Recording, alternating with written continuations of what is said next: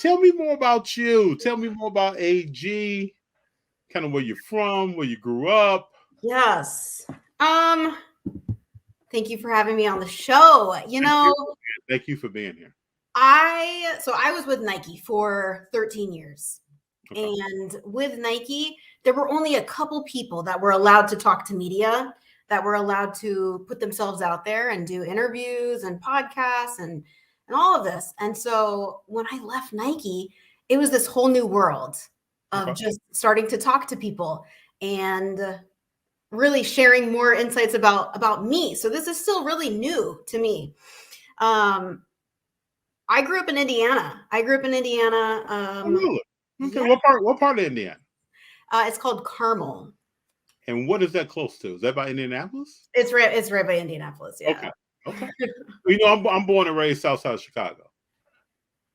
I did not know this. Yeah, south side. Born and raised all my life until I went to college in Missouri. Amazing. Okay, so yeah, we're right And I've there. been to Indianapolis. I had a internship in 2003 where I went to Indianapolis for a week. So I've Uh-huh. been in Indianapolis, downtown Indianapolis. Yes. Hmm. Um, okay, fantastic. So we're both Midwesterners. Yep. Yep. Um, so growing up in the Midwest, it's like basketball, basketball, basketball. Everywhere you look, you And breathe it. Notre Dame, Michigan football. Yes, that Yeah, too. that was big. Yeah. Yeah, Not yeah. so much now, but huge back then. Mm-hmm. Mm-hmm. So yeah, like I grew up on a farm. My dad, he's from Peru. Okay. But he was a veterinarian. He is a veterinarian, and so he decided to just buy a piece of land in Indiana, and so that's how we grew up. Um, there was enough space though to make a little soccer field. We had a basketball hoop, and sport was just like ingrained in me growing up. And so this is what I eventually wanted to do. And so with a little stint in the music industry in New York, um, thought I was going to be like a sports reporter. That's what I majored in college. Okay. But I decided that I wanted to create stories instead of just report on them, which landed me at Nike. And so I was there for what felt like a million years, aka 13, Okay. in marketing. And so I got an amazing, what I like to say, like a degree of storytelling Hmm. from the best marketers in the world. And so just got to travel, got to work with a bunch of athletes, created a whole lot of campaigns, and just started going from there. Just strolling through your Instagram. I mean, Uh-huh. some of the places you travel to, some of the athletes that you've been around, Yeah. it's legendary stuff.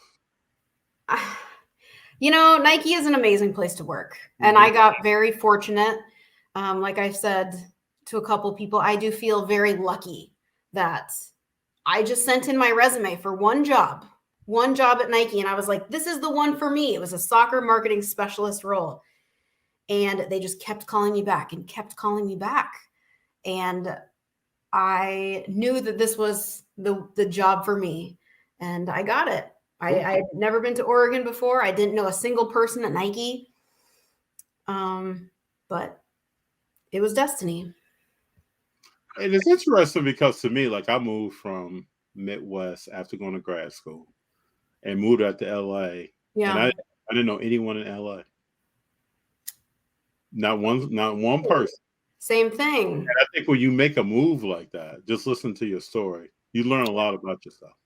Oh, you are a little scared, right? You know, most people will never do that. Yeah, it's pretty risky. It's risky, it's uncomfortable. Hmm. Um, but we both did it, and I'm sure, you grew tremendously Yeah. from the move also. Learned a lot. Learned a lot. Why our host? How does your interest in sports help you deal with risk and other professional realms? That's a detailed question. There. Interesting. Very detailed question. Help you deal with risk in other professional realms. I think something that really trained me when I was at Nike is that you have to think like an athlete in pretty much everything you do. So one of the most important things is teamwork, listening to each other, helping each other when they need a helping hand, but then always like taking your role in the team. If you're the captain, using your voice, having a point of view. If you are the playmaker, running point, that's you. Like take charge.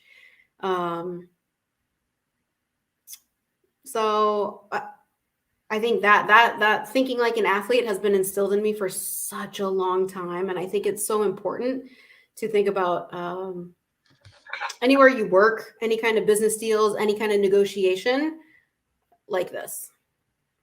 What about you, FD? You know what I find interesting, though, and I'll say this, and there's no bias against people who have never played a sport. True. But when I work with people or I'm doing something with someone that has never played a sport, never been responsible for their piece of a bigger pie, Yeah.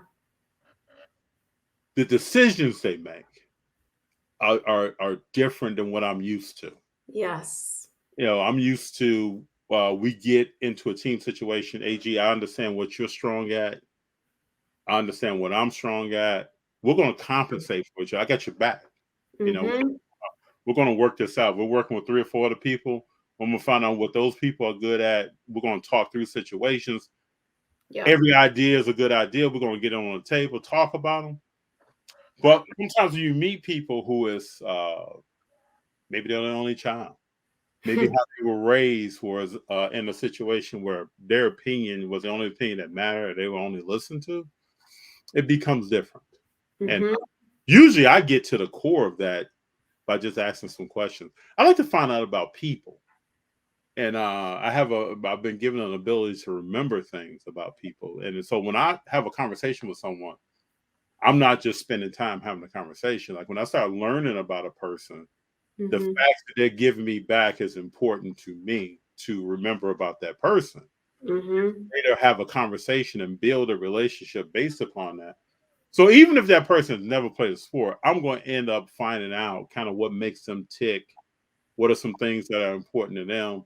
And then we're going to have conversations based upon that. But I always find out when someone says, yeah, I've never even been on a badminton team. I've never done chess club. I've never done any of that. Yeah. That it just okay. I got to find another way to get to know you. Mm-hmm. When you say think like an athlete, and then you started talking about teamwork, that's the second thing to me. I don't care what sports you played. I've been around basketball players at a high level. We had a good softball team in college. I've hung out with people, talked to people. There's a camaraderie there. I don't care what group you're in. If you play D3 to D1 football, or even in the pros, there's something there. That's a thread of teamwork. Yeah. That is always important. So, I love that, and I love that you lead with listening, because that's important for them and for us. That's right. Mm-hmm.